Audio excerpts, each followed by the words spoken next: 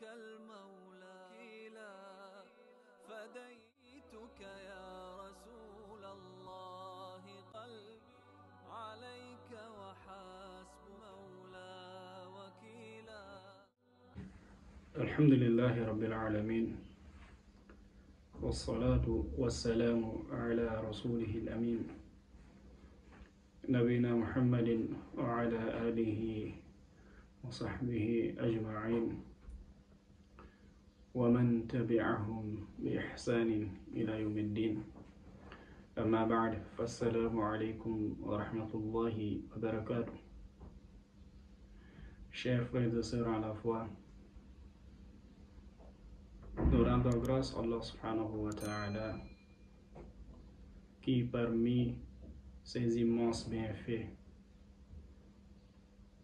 il y a le fait qu'il nous ait accordé la possibilité d'utiliser les réseaux sociaux pour effectuer des rappels et nous entraider dans le dîn. C'est dans cette lancée que nous allons essayer de faire des rappels très courts avec des thèmes particuliers qui sont d'une importance capitale pour le croyant. Dans cette série, nous allons débuter aujourd'hui par al-istiqama, c'est-à-dire le droit chemin. Le prophète alayhi salatu wassalam, un jour un compagnon est venu pour lui demander conseil. Un conseil qu'il ne demandera à un autre ou bien à une autre personne. C'est-à-dire un conseil pour lequel il va s'en suffire. Et le prophète, dans son éloquence, lui répondit en deux groupes de mots. Qul amantu billahi, dis, je crois en Allah, thumma istaqim, et efforce-toi d'être sur le droit chemin. Allah subhanahu wa ta'ala, de par sa miséricorde, il a mis au niveau de la sourate Al-Fatiha, cette sourate qui est une obligation, ou bien que l'on doit réciter obligatoirement dans chaque unité de prière. À l'intérieur de cette sourate, il a mis là-bas l'invocation suivante. Ihdina as-sirat al-mustaqim, guide-nous vers le droit chemin. Ces deux preuves citées nous montrent l'importance que revêt al-istiqama, car la vie du croyant dépend de cela. L'issue ici-bas ainsi que dans l'au-delà dépend de cette droiture, car certes a péri celui qui se détourne du droit chemin. De ce fait, chacun d'entre nous doit se demander, vu l'importance de ce droit chemin, et que si je m'y détourne, je ferai sûrement partie des gens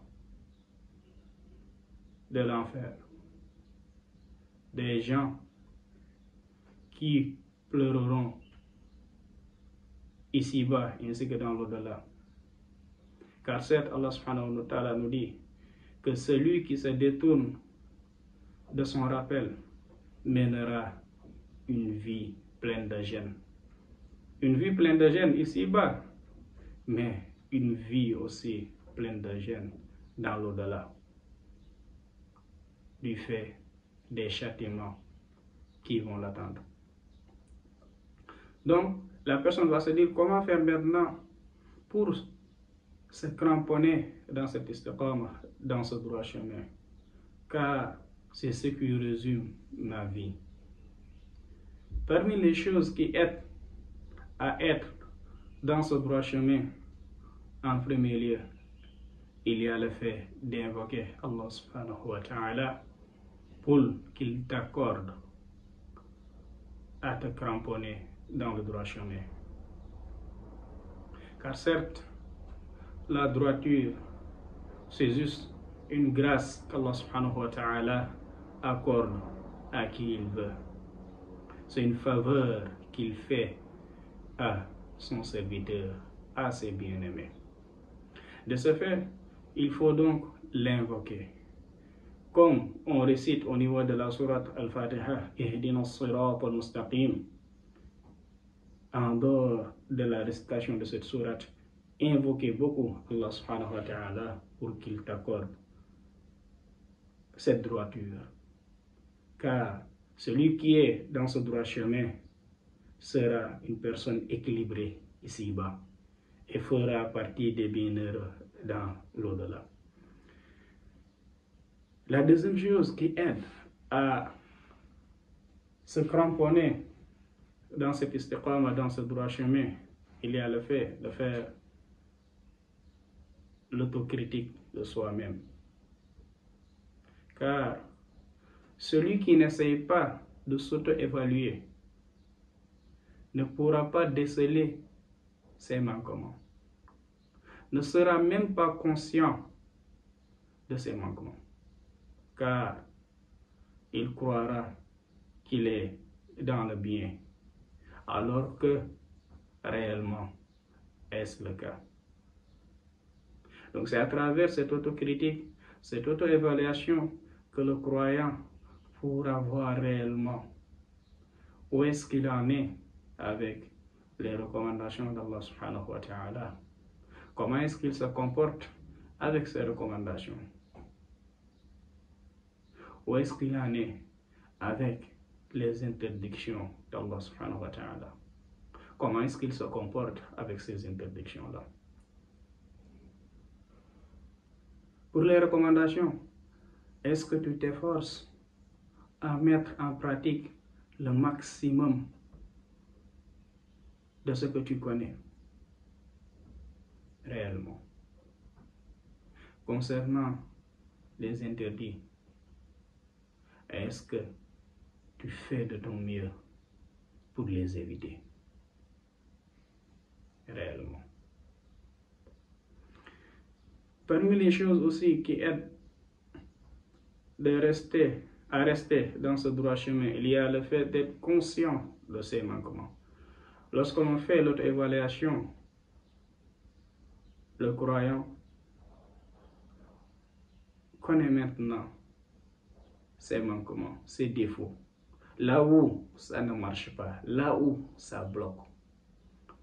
Et en conséquence, il va s'atteler à trouver des solutions pour régler ses défauts, pour venir à bout de ses manquements. Et ça va lui permettre de rester dans ce droit chemin. Il ne sera point leurré par Iblis, la'anahullah. Parmi les choses aussi qui aident à rester dans ce droit chemin, il y a le fait d'avoir une bonne opinion sur Allah. C'est-à-dire la conception que l'on a d'Allah subhanahu wa ta'ala. Quelle est la compréhension? Quelle est la croyance que nous avons en Allah? Le prophète alayhi salatu wassalam, lorsque le sahaba lui demanda de lui conseiller, il lui dit Qul amantu billah. Dis, je crois en Allah. La croyance en Allah revêt beaucoup de choses. La croyance en son existence, la croyance en sa seigneurie, la croyance en son adoration, c'est-à-dire c'est à lui seul que l'on doit vouer des actes d'adoration, mais la croyance aussi en ses noms et attributs.